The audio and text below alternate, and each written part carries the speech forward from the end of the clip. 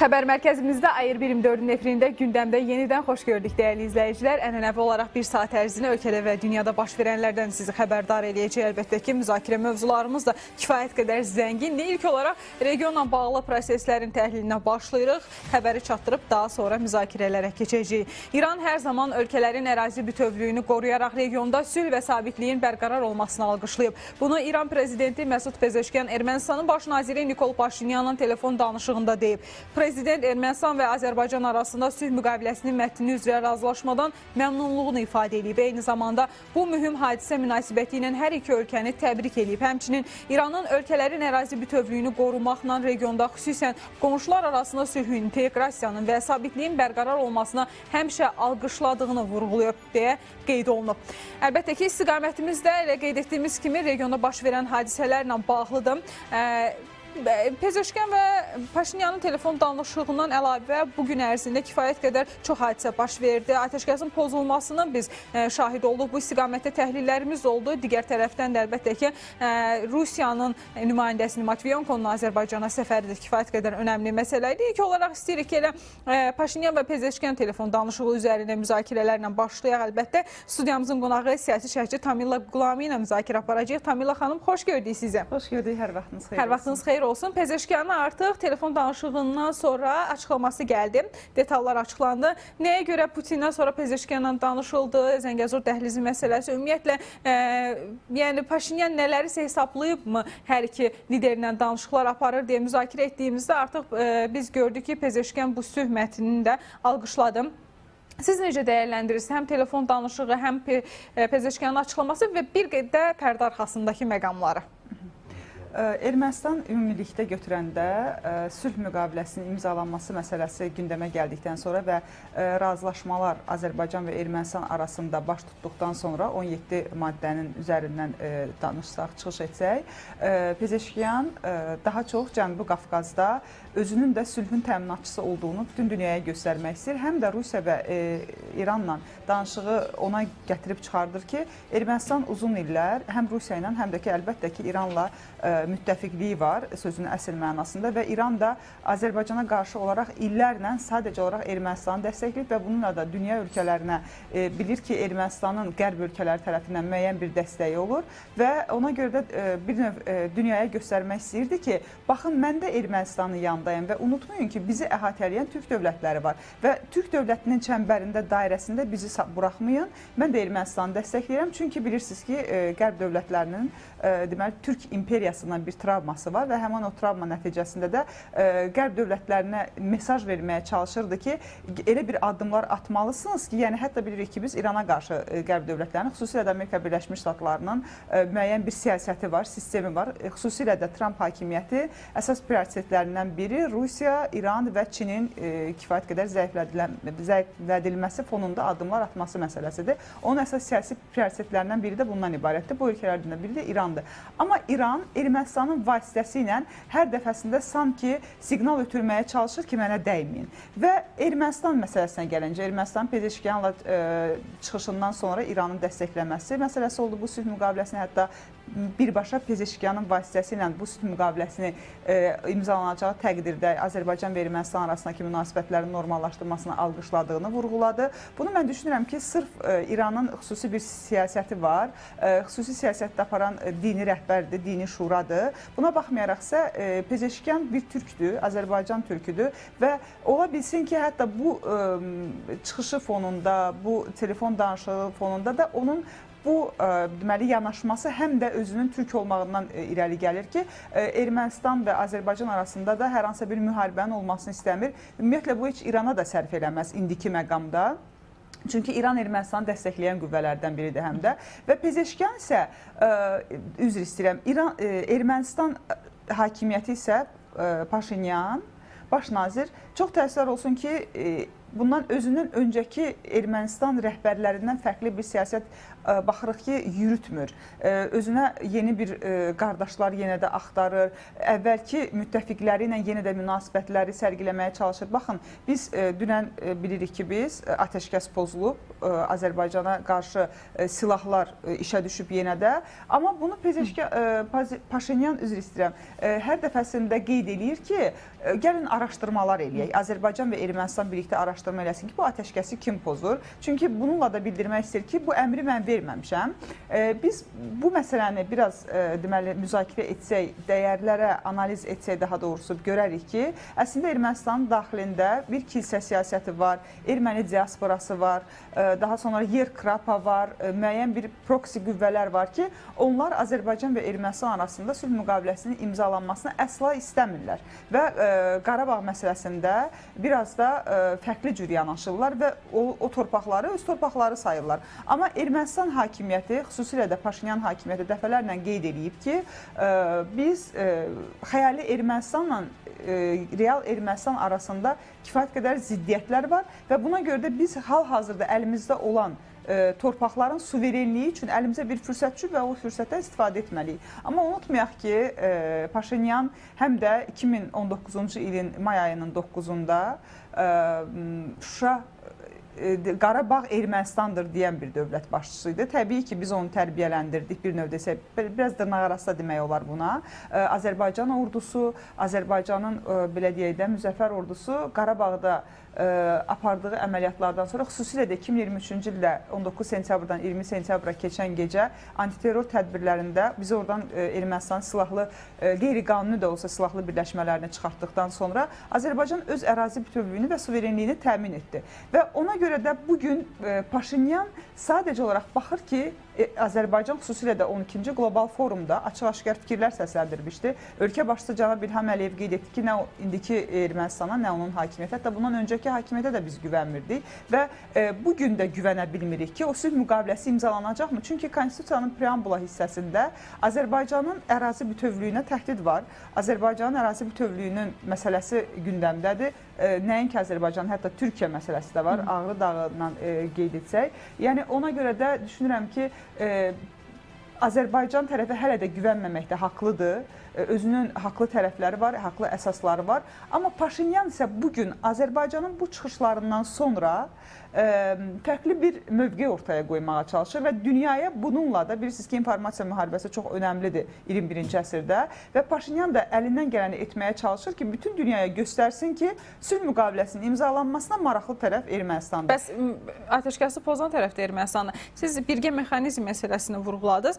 İndi görünən mənzərədə razılaşdırılmayan məsələləri Azərbaycan qəbul etmirdi. Yəni istəyirdi ki, üçüncü qüvvələr sərhəddən getsinlər. Həmçinin də qarşılıqlı iddialar məsələsi düzdür. Qarşılıqlı iddialar Ermənistanın da daha çox Ermənistana edilmiş bir güzəştdir bu tərəfdən baxdığımızda. Amma əlbəttə ki, ATƏT Minsk qrupu məsələsi olsun, konstitusiya məsələsi olsun Azərbaycan tələbidir və vurğulanır ki, bunlar olmasa müqavilə imzalamayacaq. İndi ola bilərmi Ermənistanda nəsə atmaq üçün, yəni yenidən birgə mexanizm məsələsini gündəmə gətirsinlər ki, bizim də istəyimiz var, bizim də istəyimizi qəbul edin və o da həyata keçirilsin, daha sonra sülh olsun deyə. Bilirsiniz, Ermənistanın Azərbaycanın üzərində əsaslı bir iddiaları yoxdur.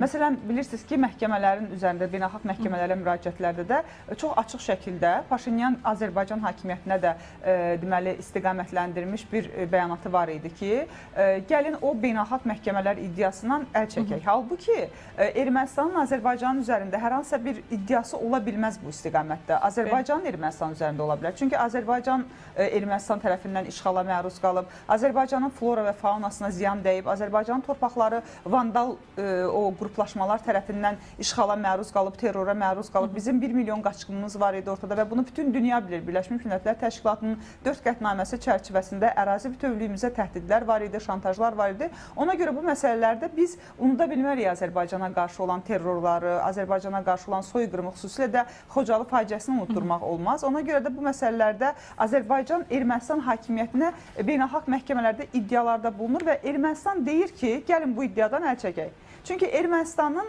haqlı əsasları yoxdur Azərbaycana qarşı və onun müqabilində də onu bir predmetə, danışıq predmetinə çevirmək istəyir. Masada onun müzakirəsinə nail olmaq istəyir ki, yəni bu iddialardan əl çəkək. Halbuki Azərbaycanın, yenə də qeyd edirəm, təkrar edirəm ki, kifayət qədər haqlı əsasları var bu istiqamətdə. Hətta bizim bugün Bakıda mühakimə olunan terrorçular var, erməni terrorçular var. Bunlar hər hansısa bir hərbi əsir deyirlər. Bunlar belə deyək də terrorçudurlar, cinayətkarlarlar və açıq-aşkar aşkar şəkildə özləri qeyd etmişdilər ki, biz Bərdəyə, Gəncəyə Mingəçevirə raketi Arayik Harutyunyanın simasında qeyd etmək istəyirəm ki, açıq şəkildə bütün bu cinayəti özlərinə götürmüş adamdır. Eləcə də Vardənin Azərbaycan ərazi bütövlüyünə təhdidi var idi, silahlı birləşmələrin maliyyələşdirilməsinə böyük deməli iştirakı var idi. Ona görə bu məsələlər Qukasyan olsun və ona görə də bu məsələlərdə düşünürəm ki, Azərbaycanın kifayət qədər faktları var, hüquqi faktlar var və bugün Beynəlxalq Cinayət Məhkəməsinə Roma statutunun üzərindən müraciət etmək haqqı, hüququ var. Ona görə də Ermənistanın konstitusiya məsələsi bilirsiniz ki,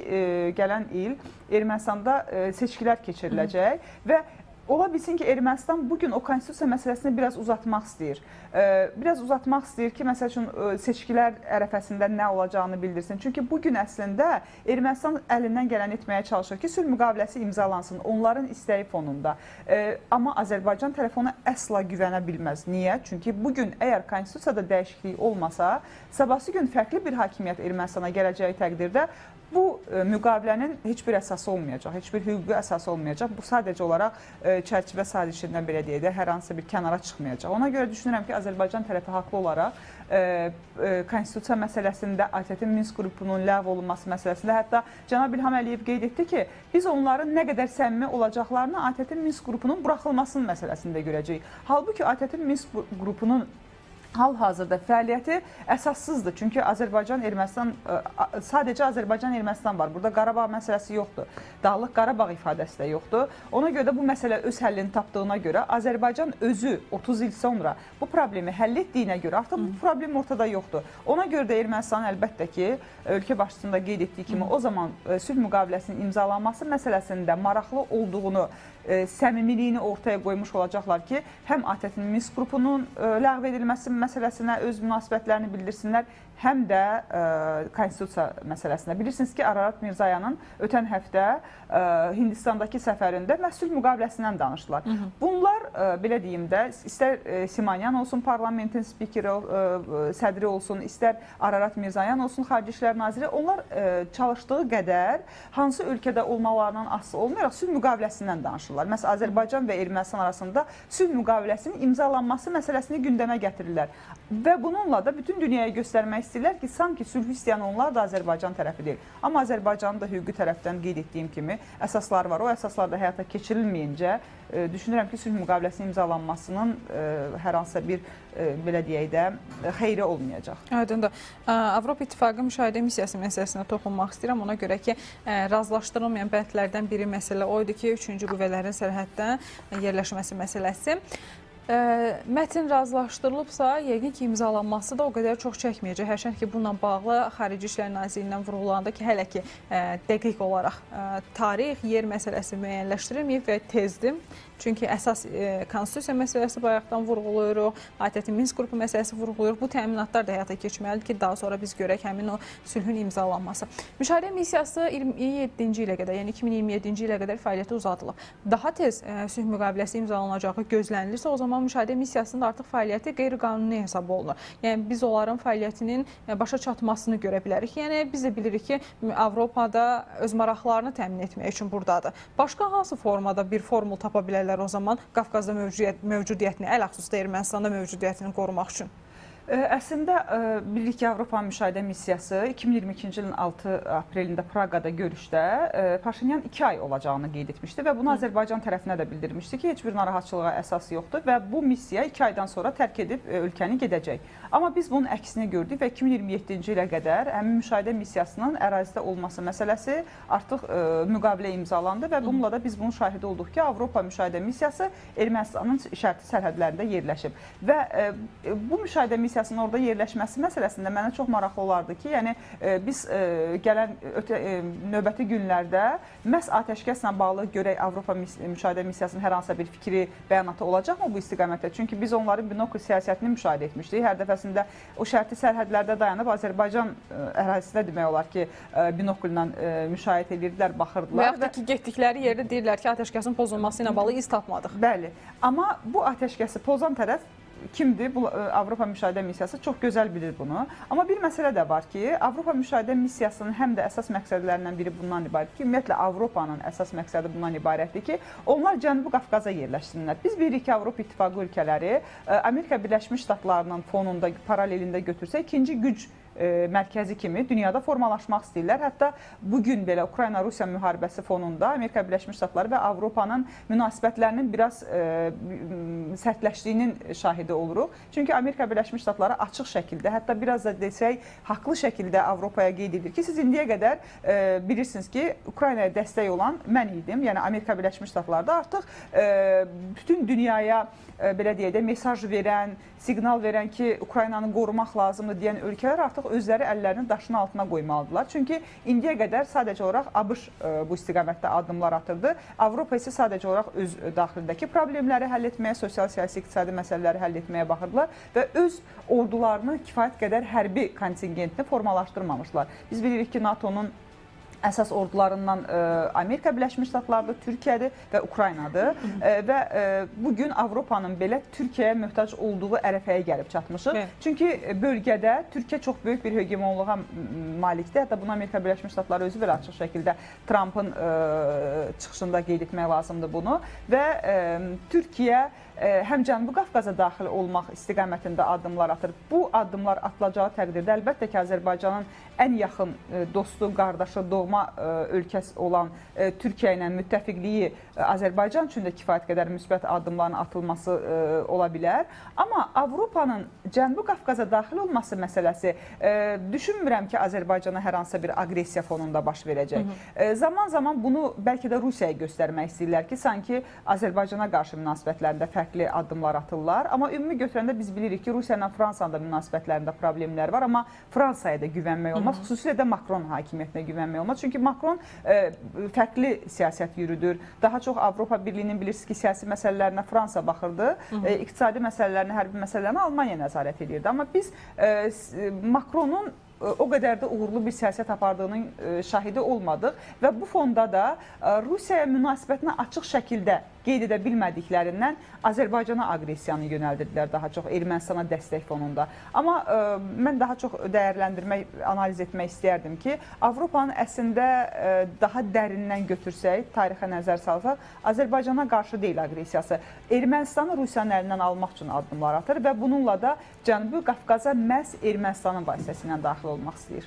Aydındır. Çox sağ olun Tamila xanım. Təşəkkür edirik dəvətimizi qəbul edib gəldiniz və önəmli dəyərləndirmələrə görə regionun proseslərini müzakirə edirdik. Əlbəttə ki, Pezeşkan və Paşinyanın baş tutan telefonunu təhlil etdik, telefon danışığını və Avropa İttifaqı müşahidə missiyası əgər sülh imzalanarsa, o zaman qeyri-legitim hesab olunacaq. Yəni, hazırda sərhəddə onların müşahidə etməsi.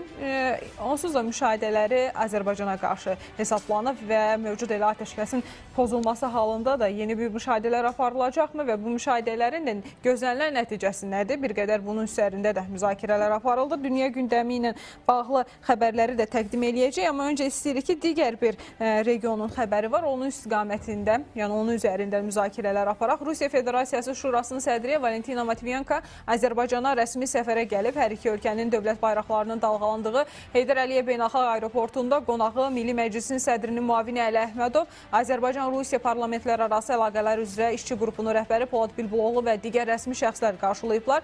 Biz də Matviyenkonun Bakı səfərindən danışmaq istəyirik. Həmçinin də dünən Prezident İlham Əliyev və Vladimir Putin arasında baş tutan telefon danışığını da bir qədər xatırladıb. Onun üzərində də təhlillər həyata keçirmək istəyirik. Hazırda bizlə bağlantıda olan siyasi şərhçi Elşad Həsənovdan danışacağıq. Elşad bəy, xoş gördük sizə.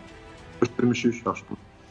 Elşad bəy, Matviyenkonun Bakı səfəri üzərində təhlillərinizi almaq istəyirik. Yəni, öncə fevral ayının 27-sində Türkiyəyə bir səfər oldu. Erdoğanla görüş baş tutdu. Geniş müzakirələr aparılmışdı. Rusiya-Ukrayna cəbhəsi üzərində müzakirələr idi ki, daha sonra İrəvana səfəri gözlənilirdi. Lakin bu səfər təxirə düşdü və Bakıya gəldi Matviyenko.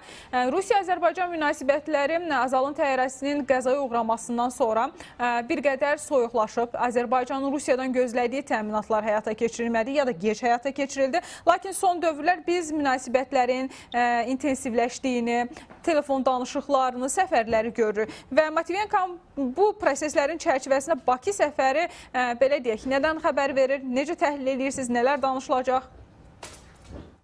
Çox sağ olun. Deməli, Matviyenkonun Bakı səfəri çox önəmlidir. Bəli, dekabrın 25-də Azərbaycan təyyarəsinin Qrozun üzərində vurulması və bundan sonra olan proseslər Azərbaycanın öz dövlət maraqlarını müdafiə etdiyini göstərdi və biz Rusiya ilə müttəfiq kimi danışdıq. Sadəcə olaraq Rusiya müəyyən ambisiyoz əməllərindən əl çəkmədi, üzrxahlıq etdi Putin, ancaq kompensasiyanın verilməsi uzandı, müəyyən məsələlər soyuqluğa gətirib çıxartdı. Ancaq hesab edirəm ki, Azərbaycan da Rusiyanın qarşısından qaçmadı, öz rəqətini göstərdi və bununla da doğrudan da dünyada Azərbaycanın adı daha hörmətlə çəkilməyə başladı. Azərbaycan prezidentinin bu addımı dünya dövlətləri tərəfindən yüksək qiymətləndirildi və belə bir dövrdə də sonradan artıq dünən Putinin Azərbaycan prezidenti İlham Əliyevi müharibədə qələbənin 80 illiyinə dəvət etməsi və bu gün Matviyenkonun Azərbaycana gəlməsi Rusiya-Azərbaycan əlaqələrinin daha da möhkəmlənməsinə xidmət edən işlərdir. Çünki Azərbaycan Rusiya üçün bir pəncərədir. Çünki Rusiya hər tərəfdən sanksiyalara məruz qalıb və Azərbaycan üzərindən onun həm malları daşınır, həm iqtisadiyyatı inkişaf edir. Eyni zamanda Azərbaycan üzərindən də İrana qaz xəttinin çəkilməsi məsələsi var. Və onu da xatırladım ki, bizim Rusiyada 3 milyondan artıq soydaşlarımız yaşayırlar və onlar da Azərbaycanla Rusiyanın münasibətlərinin yaxşı olmasını istəyirlər. Təbii ki, biz də buna çalışırıq, çünki Rusiya bizim böyük qonşumuzdur, dünyada güclü ölkədir. Dünyanın 54-dən artıq ölkəsi birləşib ona qarşı müharibə apardılar, ancaq görürük ki, müharibədə də onlar qələbə çalmadılar. Və buna görə də Azərbaycan Rusiya üçün önəmli ölkədir və bizim Cənubi Qafqazda da lider ölkəsi Azərbaycandır. Ona görə də məhz Matviyenko ilk səfərini Ermənistana yox, Azərbaycan elədi. Hesab edirəm ki, sabah dövlət başçısından, parlamentin sədrindən görüşlər də çox əhatəli keçəcək və bu görüşlər Azərbaycan-Rusiya münasibətlərinə yeni bir rəng verəcək. Aydındır. Önəmli müzakirələrin aparılacağı gözlənilir. Həmçinin mən bir qədər istəyirəm ki, toxunaq may ayının 9-da qələbənin 80 illik yubileyi ilə bağlı Prezident Vladimir Putinin İlham Əliyevi Moskvaya dəvət eləməsi məsələsinə. Orada bir çox belə deyək, dövlətlərin rəsmiləri iştirak edəcək. Elə Paşinyanın da iştirakı gözlənilir, özü də təsdiq elədi. Prezident İlham Əliyevin bu iştirakından sonra bəs münasibətlərdə biz başqa hansı yaxınlaşmanın şahidi ola bilərik? Hesab edirəm ki, Rusiya-Azərbaycan münasibətləri daha da inkişaf edəcək. Bu qısa dövrdə Rusiya-Azərbaycan münasibətlərini korlamağa çalışan bir çox siyasilər var idi. Onlar qınına çəkiləcək. Çünki erməni yönümlü siyasətçilər var, Zatulin kimi siyasətçilər var idi ki, onlar Azərbaycanla Rusiya arasını daha da pozmağa çalışırlar münasibətləri, ancaq onlar buna nail ola bilmədilər. Bəli, Azərbaycan həm də Rusiya üçün çox önəmli ölkədir. Azərbaycan Rusiya-Türkiyə münasibətlərini o zaman yadımızdadır, hamının yadındadır. O düzəltdi, qaydasına qoydu. Azərbaycan eyni zamanda ABŞ-la Rusiya arasında onların baş ştablarının, rəislərinin görüşü oldu. Yəni Azərbaycan çox geopolitik bir məkanda yerləşdiyi üçün çox önəmli bir ölkədir. Eləcə də ABŞ prezidentinin köməkçisi Prezident Putin'in görüşdən sonra Bakıya gəldi. Və bu da nədənsə çox şeylərlə xəbər verir. Hesab edirəm ki, bundan sonra Bakının önəmi daha da artacaq. Azərbaycan prezidentinin apardığı doğru, düzgün siyasət öz nəticəsini verir. Həmin o səfər çərçivəsində Azalın sərnişin təyyarəsinin vurulması ilə bağlı məsələ yenidən gündəmə gələ bilərmi? Gələrsə, bəs bu zaman hansı diyaloqun biz şahid ola bilərik? Hesab edirəm ki, bu məsələ ilə bağlı elə bir ciddi söhbət olmayacaq. Vladimir Putin üzrxahlığını etdi, kompensasiya artıq verilir. Yəni təyyarəçilər haqqında onlar tədbirlər görürlər. Qrozunda yenidən kompensasiya verildi. Yəni bu məsələlər qaydasına düşür. Biz əsas ona nail olduq ki, Rusiya öz səhvini bildi, təsadüfən təyyarəmizi vurduğunu etiraf etdi və dövlət başçısı da üzrxahlıq elədi.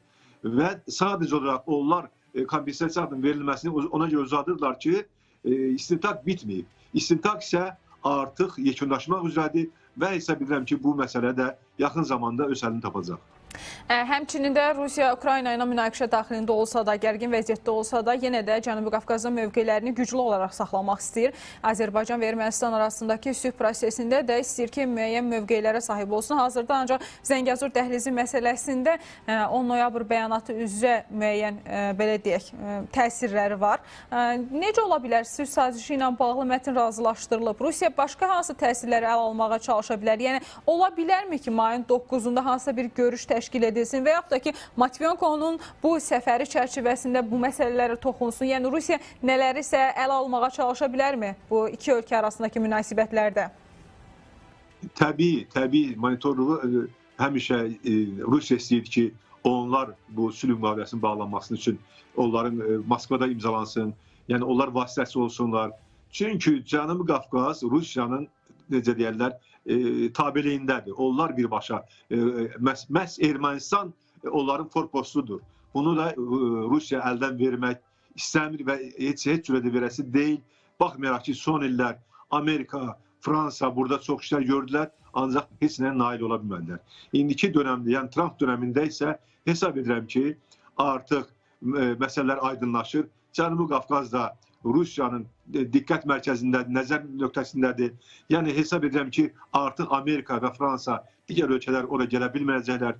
Çünki Rusiyanın həm qoşunları oradadır, həm də təsir dairəsi oradadır. Ancaq burada geopolitik yönəmdə Türkiyə ilə məsləhətləşmənin aparıla bilər və Azərbaycanın da önəmi ona görə çoxdur ki, Azərbaycan Cənubi Qafqazın lider ölkəsidir. 9 mayda isə hesab edirəm ki, münasibətlər daha da yaxşı olacaq, görüşlər daha yaxşı keçiriləcək və ola bilsin ki də yenidən üçlükdə Paşinyan, İlham Əliyev və Putin görüşü də ola bilər. Ancaq müqavilənin bağlanmasına hələ hesab edirəm ki, çox vaxt var. Aydındır, çox sağ olun Elşad bəy. Təşəkkür edirik önəmli dəyərləndirmələriniz üçün, minnətdarı. Qeyd eləyək ki, bir qədər də Azərbaycan-Rusiya münasibətlərinə toxunduq. Əlbəttə ki, son dövrlər təmaslar kifayət qədər artıb. Bu təmasların fonunda iki ölkə arasındakı münasibətlərdə hansı irəliləyişlər ola bilər? Rusiya, Azərbaycan-Ermənistan arasındakı normallaşma prosesində hansı rolu əl almağa çalışa bilərdi? İndi isə dünya gündəmi ilə davam edirik. Belə ki, Latviya gömrükçüləri Qriqorovşina keçid məntəqəsində nəqliyyat vasitələrinin hərəkətini dayandırıb. Bu barədə Belarus Dövlət Gömrük Komitəsi məlumat yayıb. Qeyd olunur ki, həm Belarusa daxil olan, həm də ölkədən çıxan yük və sərnişin avtonəqliyyat vasitələrinin hərəkəti dayandırılıb. Əraziyə xüsusi maneə sədləri qoyulub. Hazırda bu istiqamətdə avtomobillərin növbəsi yoxdur, lakin mövcud vəziyyət əks mənzərə yarada bilər deyə məlumatda vurğulanır. Türkiyə və Amerika Birləşmiş Ştatları prezidentləri Rəcəb Tayyib Ərdoğanla Donald Trump arasında telefon danışığı olub. Liderlər iki tərəfli əlaqələri, regional və qlobal məsələləri müzakirə ediblər. Ərdoğan, Türkiyə və ABŞ-nin iki müttəfiq ölkə olaraq yeni dövrdə əməkdaşlığının inkişaf edəcəyinə tamamilə inandığını bildirib. O, ABŞ prezidentinin Rusiya ilə Ukrayna arasındakı müharibəni sona çatdırmaq üçün atdığı qətiyyətli addımları dəstəklədiyini, Türkiyənin müharibənin əvvəlindən ədalətli və davamlı sülh üçün səy göstərdiyini, bundan sonra da çalışacağını deyib. Ərdoğan, Suriyada sabitliyin bərpası, yeni administrasiyanın fəaliyyəti və normallaşma üçün sanksiyaların aradan qaldırılmasına birgə töhfə vermələrinin vacib olduğunu və bunun Suriyalıların vətənlərinə qayıtmasına imkan yaradacağını söyləyib. Türkiyə lideri ABŞ-dən yeni dövrdə terrorla mübarizə ilə bağlı addımların gözlənildiyini, iki ölkə arasında müdafiə sənayesi sahəsində əməkdaşlığın inkişaf etdirilməsi üçün katsay sanksiyalarına son qoyulmasının, F-16 tədarükü prosesinin yekunlaşdırılmasını və Türkiyənin F-35 proqramına yenidən iştirakının yekunlaşdırılmasının vacibliyini vurğulayıb. Rusiya Krımda Ukraynaya qarşı müharibədə iştirak etmək üçün xarici muzlulara təlim keçir. Bu barədə Ukrayna Baş Kəşfiyyat İdarəsi məlumat yayıb. Söhbət Kubadan və bir sıra Afrika ölkələrindən və Rusiyaya dəstək verən digər dövlətlərdən olan muzlulardan gedir. Rusiya xüsusi xidmət orqanları əcnəbiləri işə götürmək üçün dünyanı gəzir deyə məlumatda qeyd olunub. Amerika Birləşmiş Ştatlarından da məlumatımız var. Ukraynanın NATO-ya üzvlük ehtimalı inanılmaz dərəcədə azdır. Bu barədə Ağ Ev məlumat yayıb. Qeyd olunub ki, bu mövqe təkcə ABŞ-nin deyil, həm də alyansın digər üzvləri tərəfindən dəstəklənir. Digər bir xəbərimiz də var. Belə ki, danışıqlarla bağlıdır. Gələn həftə Amerika Birləşmiş Ştatlarının Rusiya və Ukrayna ilə danışıqların yeni raundu baş tutacaq. Bu barədə Amerika prezidentinin xüsusi nümayəndəsi Steven Witkoff deyib. Bizim danışıqlar aparan komandamız bu həftə Ukraynalılarla görüşəcək və onlarla müzakirələr aparacaq. Eyni şey ruslarla da olacaq deyə bildirib. Botkov Ukrayna üçün sülh prosesinə Rusiyanın yeni regionlarının ABŞ tərəfindən tanınmasının daxil olması ilə bağlı sualı cavablandırmaqda isə imtina edib. Hazırda bu haqda danışmaq istəmirəm. Düşünürəm ki, bu məsələdən danışmaq bir qədər tezdir. Biz isə elə bu istiqamətdə müzakirələr aparmaq istəyirik. Rusiya-Ukrayna cəbhəsində baş verən proseslərdən danışmaq istəyirik. Çünki danışıqlar gedir, amma həmçinin də sahədə də hazırda döyüşlərin aktiv şəkildə baş tutduğunu biz çatdırırıq xəbərləri. Zelenskinin açıqlaması var idi. Deyir ki, əgər sülhdən, atəşkəsdən danışırıqsa, Rusiya bunu istəmir. İstəyirsə, bu qədər raket yığmazdı, bu qədər çox, belə deyək, döyüşçü yığmazdı, muzlulara təlimlər keçməzdi. Biz də təhlil etmək istəyirik. Əlbəttə ki, studiyamızın qonağı hərbi ekspert Ramil Məmmədi ilə. Ramil bəy, xoş gördük sizi. Xoş gördük. Təşəkkür edirəm, sağ olun. İstiqamətlər çoxdur əslində. NATO-ya üzvlük məsələsi də var, digər məsələlər də var. Mən ilk olaraq başlamaq istəyirəm Krımda keçirilən təlimlər məsələsi. Öncə Koreyadan döyüşçülər gətirdi Rusiya.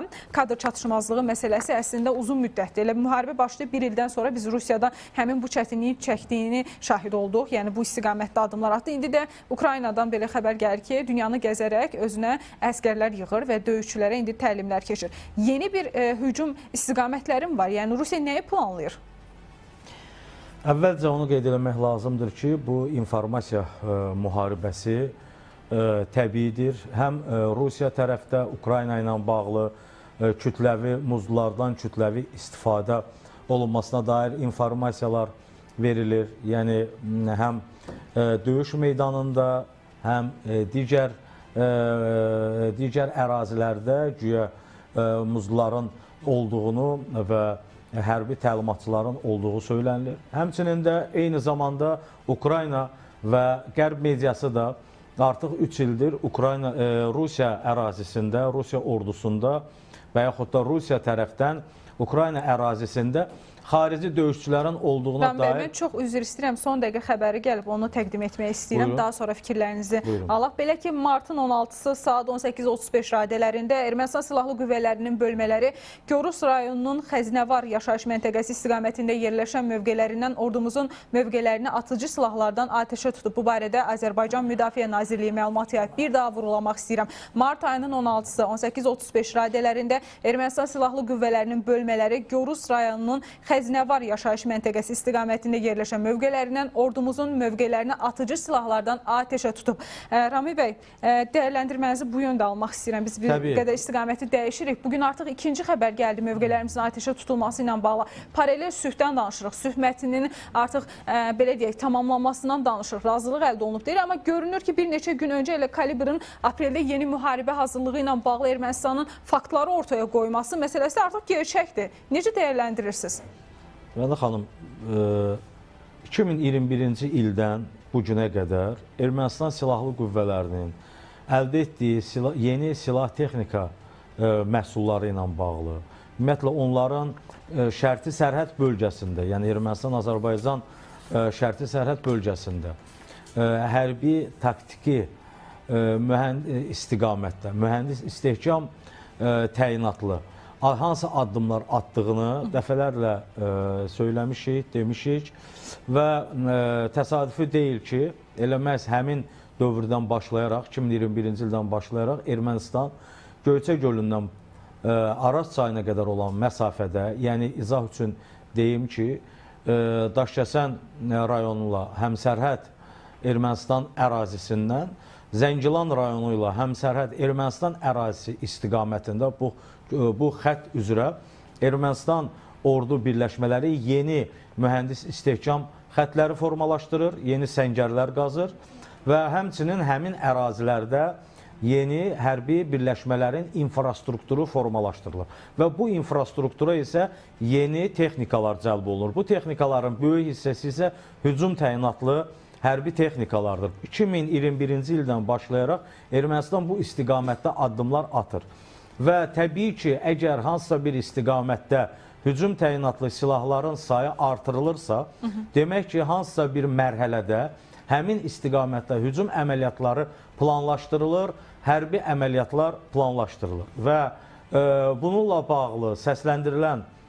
bağlı səsləndirdiyim fikirlərdə, daha əvvəllərdə səsləndirdiyim fikirlər, son günlər yaranmış gərginlik, bu gün isə artıq 2 dəfə Zəngəzur bölgəsində Azərbaycan ordusunun mövqeləri istiqamətinə atılan atəşlər, güllələr təbii ki, ondan xəbər verir ki, Ermənistan tərəfi qarşıdan gələn addımlara hazır deyil və yaxud da səsləndirilən fikirlər sadəcə olaraq siyasi bir manevrdir. Yəni, biz sülh müqaviləsini imzalamağa hazırıq deyilir Ermənistan tərəfdə, ölkənin başçısı tərəfindən də səsləndirilir, yəni Nikol Paşinyan tərəfindən də bu fikir səsləndirilir, amma son nəticədə gərginlik yaradılır ki, bu proses bir qədər də uzansın.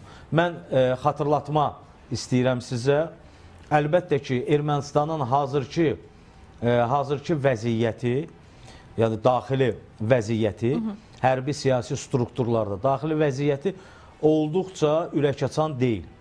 Məsələ burasındadır ki, Ermənistan uzun müddət ərzində Rusiya, Sovet-Rus standartları ilə və yaxud da Rusiya ilə hərbi əməkdaşlıq şəklində ordu strukturunu formalaşdırmışdı və ordunun zabit heyətinin böyük əksəriyyəti məhz bu formatdaydı. Sonraki mərhələlərdə isə 2018-ci il, xüsusilə 2021-ci ildən sonra isə Ermənistanda dəyişikliklər baş verdi. Hesab edirəm ki, bu bölgədə yeni bu gərginliyin yaradılmasında məhz digər bölgənin, yəni Qərbin xüsusi marağı var. Mən bunu əsaslandırmağa da çalışacağım. Qərbin xüsusi marağı var. Çünki Ukrayna münaqişəsi, baxmayaraq ki, döyüş meydanında aktiv döyüş əməliyyatları gedir, yəni döyüş əməliyyatları daha fəallaşıb, amma bu özünün pik mərhələsinə gəlib çatmaqdadır. Ən azı hərbi əməliyyatların müharibə fazası yekunlaşacaq. Yeni Rusiya üçün yeni bir gərginlik məkanının yaradılması, Cənubi Qafqazda yeni bir gərginlik ocağının yaradılması əlbəttə ki, Qərbin marağındadır. Özü də Rusiyanın de facto müttəfiqi və çox müsbət münasibətlərdə olduğu Azərbaycan arasında. Bir sözlə hesab edirəm ki, Cənubi Qafqazın iqtisadi inkişafı, 3+3, şimal-cənub layihələrinin icra olunmaması və digər siyasi addımların, infrastruktur layihələrinin həyata keçirilməməsi üçün Ermənistan tərəfdən bu proses alovlandırılır. Rami bəy, biz kalibrın faktlarını xatırlatdığımızda orada bir məsələ vurğulanırdı ki, yəni sizin də qeyd etdiyiniz faktlar üzərində deyilirdi ki, Ermənistan qəfil hücuma keçmək istəyir və yaxud da ki, qəfil belə deyək, situasiya yaradıb Azərbaycanı fakt qarşısında qoyaraq hansısa bir reaksiya almaq istəyir. Yəni hazırki atəşkəsin pozulması da ona mı hesablanıb? Birincisi, qəfil hücum deyilən bir anlayış yoxdur. Qəfil hücumdan əvvəl həmin istiqamətdə kütləvi şəkildə hərbi strukturların formalaşdırılması işləri həyata keçirilir. Ermənistan hazırda onu həyata keçirir mi? Necə ki, mən biraz əvvəl bunları sadaladım. Yəni, yeni hərbi hissələrin tikilməsi, texnikaların olması, əks həmlə və yaxud da hücum əməliyyatlarının hazırlanması üçün istehkam xəttinin ona uyğun formalaşdırılması və s. Yəni, Azərbaycan tərəfi onu görür, ona görə də artıq neçə müddətdir ki, bununla bağlı həyəcan təbili çalır. Amma məsələ burasındadır ki, Ermənistan yaxşı bilir ki, bu hərəkət, bu addım son nəticədə hansı vəziyyətə gətirib çıxarda bilər. Bu baxımdan düşünürəm ki, Ermənistanın fakt qarşısında qoyulub... Yəni, Azərbaycan belə bir... belə deyək, hücumun qarşısında bir reaksiya verə bilərmi? Ermənistanın məqsədi budur, istəyi budur. Azərbaycan buna gedəcəkmi? Bilirsiniz, burada artıq müzakirə mövzusu deyil. Yəni, nə müzakirə mövzusu deyil? Əgər qarşı tərəf, yəni Ermənistan, Azərbaycan ərazisinə hücum edəcəksə, deyək ki, belə bir əməliyyat olacaqsa, Azərbaycan o hücumun qarşısını almaqla yanaşı, həm də həmin o Ermənistan ordusunun o mövqelərini sıradan çıxartmaq və irəliləmək üçün lazımi tədbirlər həyata keçirtməlidir. Yəni, belə deyək, o tərəfdən daş atacaq, biz də bu tərəfdən daş atacaq prinsipi artıq Azərbaycan, yəni 80-ci illərin sonu deyil, 88-87-ci il deyil. Bu baxımdan Ermənistan da bunu yaxşı anlayır. Amma belə görünür ki, Ermənistan fakt qarşısında qoyulub və Avropa Şurasının müşahidə, sözdə müşahidə komissiyası, monitoring komissiyası ona görə bu müddət ərzində orada gücləndirilib. Amerika ilə imzalanan, bunu unutmayaq, xatırlayaq, hər zaman xatırlayaq ki, Ermənistanla Amerika Birləşmiş Ştatları arasında sərhəd təhlükəsizliyi ilə bağlı saziş imzalanıb, razılaşma əldə olunub. Özü də çox uzaq tarix deyil, səhv etmirəmsə yanvar ayında, dekabr ayında səhv etmirəm. Yəni Bidenin prezidentlik müddətinə çox az bir müddət qalmış, imzalanıb və həmin əraziyə Amerikalı hərbiçi təlimatçılar da cəlb olunub. Bir sözlə məqsəd odur ki, onlar kömək edirlər hazırda Ermənistana. Hər birinin özünün təyinatı var. Monitoring komissiyasının, Avropa Şurasının, Avropa İttifaqının daha doğrusu missiyası Azərbaycan tərəfini günahkar bilmək, günahkar bir formada təqdim etmək ki, güya Azərbaycan tərəfi atəşkəsi pozur və yaxud da sərhəddə təxribat yaradır. Çünki bilirik ki, Qərbin media resursları, təbliğat resursları olduqca güclüdür və dünyanın böyük bir hissəsi onlara inanır.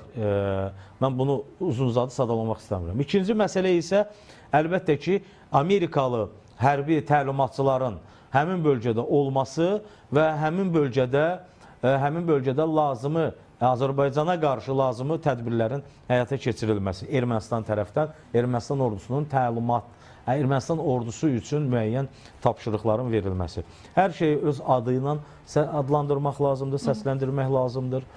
2021-ci il noyabr ayının 10-unda işğalçı bir dövləti Azərbaycan, yəni Azərbaycan ərazilərini 3-10 illikdə Azərbaycan ərazilərini 30 ilə yaxın bir müddətdə işğal etmiş Ermənistanı məğlub edir, öz ərazilərini işğaldan azad edir. Sonra buna baxmayaraq erməni sakinlərə yaşamaq hüququ, vətəndaşlıq hüququnu tanıyır.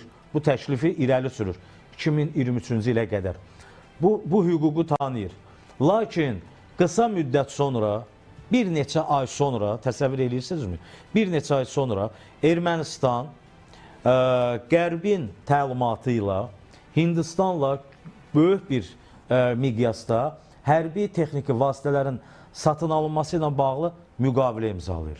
Biz yaxşı bilirik ki, Afrika təcrübəsində Fransa hansı metodlardan istifadə edirdi? Hindistandan Ermənistan üçün alınan silahların bir hissəsinin pulunu məhz Fransa verir, Fransa ödəyir. Çünki son bir il ərzində Hindistan rəhbərinin Fransaya, Parisə səfəri, Fransanın prezidentinin Hindistana səfəri və hərbi texniki sahədə əməkdaşlıq, münasibətlərin yenilənməsi prosesi, daha da gücləndirilməsi prosesi ilə bağlı razılıq əldə olunmasını biz bilirik. Və Ermənistan ordusunun da hərbi texniki imkanlarının gücləndirilməsi və yenilənməsi prosesi də bu məsələlərdə, bu görüşlərdə müzakirə olunub. Və uzun illərdir Afrikada Fransa meyilli olan dövlətlərin silah sursatlarının pulunu Fransa ödəyir büdcədən.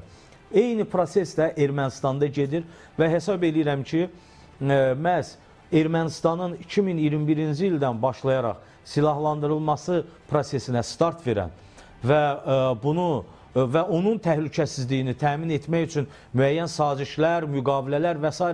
imzalayan, qəbul edən Qərb dövlətləri əlbəttə ki, bunu bilirdilər və bu dövləti yenidən Azərbaycan qarşısında güclü etmək üçün lazımi tədbirləri həyata keçirirlər. Təxribatlar bundan sonra davam eləyəcəkmi deyirsiniz? Necə düşünürsünüz? Burada iki məqsəd var. Birinci məqsəd, Ermənistan bu ərazilərə iddialıdır. Bu təbiidir.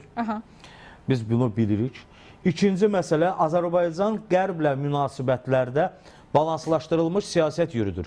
Xüsusilə də bu proses 2014-cü ildən davam edir. 2022-ci ildə isə daha ciddi şəkildə Azərbaycan bu məsələlərə riayət edir. Məsələ Qərblə Rusiya arasında Amerika-Rusiya münasibətlərinin kəskinləşməsi açığı Ukrayna müharibəsi ilə bağlı Azərbaycan Qərblə münasibətlərdə, Rusiya ilə münasibətlərdə balanslaşdırılmış siyasət irəli sürür, yürüdür. Qərb isə bu balansı qəbul etmir. O, Azərbaycanı öz maraqları üçün istifadə etməyə, öz maraqlarına xidmət edən bir dövlətə çevirməyə çalışır. Gürcüstan təcrübəsi, Cənubi Qafqazda Gürcüstan təcrübəsi, bununla bağlı Gürcüstan təcrübəsi var və Ermənistanda da bununla bağlı gözümüzün qabağındakı proseslər gedir.